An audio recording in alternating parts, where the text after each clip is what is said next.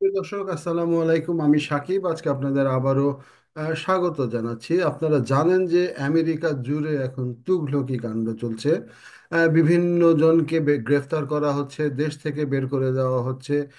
এবং এর পাশাপাশি কিন্তু পৃথিবীর বিভিন্ন দেশের উপরে ট্যারিফ দেওয়া হচ্ছে। তো পৃথিবীর প্রতিটি দেশের মানুষই কিন্তু আজ সেই আমেরিকার ভয়ে আতঙ্কিত। তো এই ধরনের একটি ঘটনা ঘটেছিল গত 11 দিন আগে আমেরিকার নিউ ইয়র্ক স্টেটের একটি শহর থেকে, সাস্টেক হারবার থেকে, আহ, 3 জন শিশু সহ এক মাকে গ্রেফতার করে নিয়ে যাওয়া হয়। এবং তারা ওই এলাকার একটি স্কুলে পড়তেন, 3টি বাচ্চা, এবং তাদের মা সহ তারা একটি ফার্মে কাজ করতেন।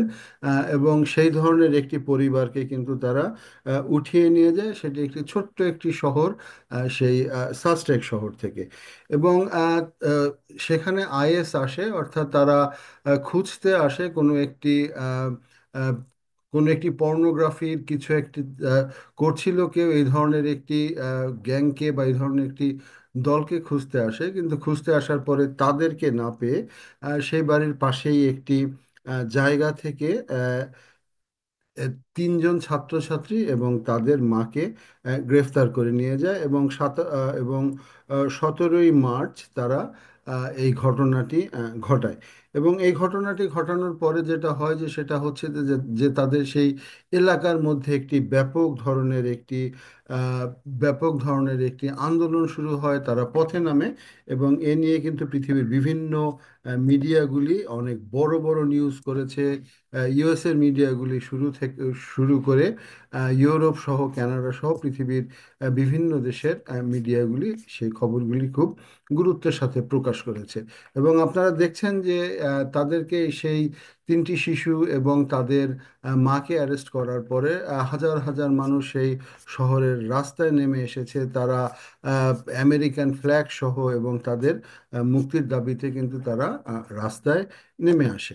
এবং স্কুল কর্তৃপক্ষ আহ, তাদেরকে মুক্তির ব্যাপারে যথেষ্ট সাহায্য এবং সহযোগিতা করে। এবং তারা সেই রাস্তায় নামে, এমনকি ওখানকার গভর্নরও কিন্তু এ বিষয়ে অনেক ইতিবাচক ভূমিকা রাখে।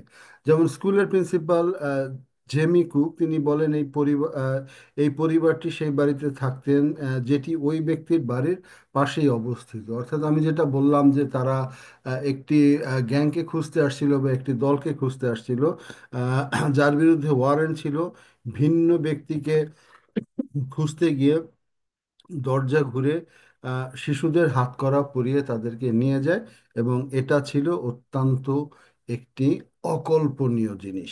আর অন্যদিকে যেটা হচ্ছে যে সেখানকার গভর্নর হচুলো বলেন যে আমি কোনোভাবেই যুক্তি খুঁজে পাচ্ছি না কেন আইএস এভাবে একটি তৃতীয় শ্রেণীর ছাত্রসহ গোটা পরিবারটিকে তুলে নিয়ে গেল।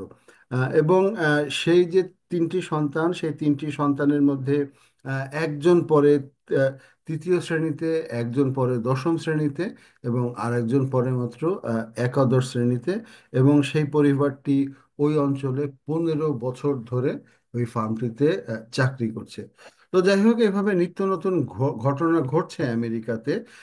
এবং কোথায় গিয়ে থামবে, মানুষের মধ্যে ভীতি কাজ করছে। আপনারা জানেন যে আমেরিকায় কোটির উপরে মানুষ কিন্তু অবৈধভাবে বসবাস করে। এই অবৈধ বসবাসকারীরা আমেরিকার ইকোনমিতে কন্ট্রিবিউট করছে। এবং তারপরেও তাদের কাগজপাতি হচ্ছে না, বিভিন্ন আইনের মারপ্যাচে অনেকেই পৃথিবীর বিভিন্ন দেশ থেকে যান বাঁচাতে কিন্তু আমেরিকাতে চলে এসেছে।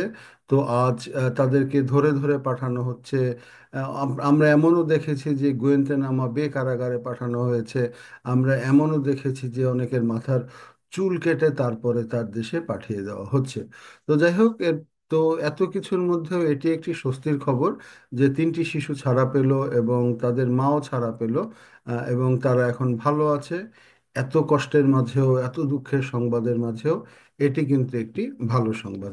তো দর্শক, ধন্যবাদ এতক্ষণ সঙ্গে থাকার জন্য। আবার দেখা হবে নতুন কোনো বিষয় নিয়ে। সে পর্যন্ত ভালো থাকবেন। আসসালামু আলাইকুম।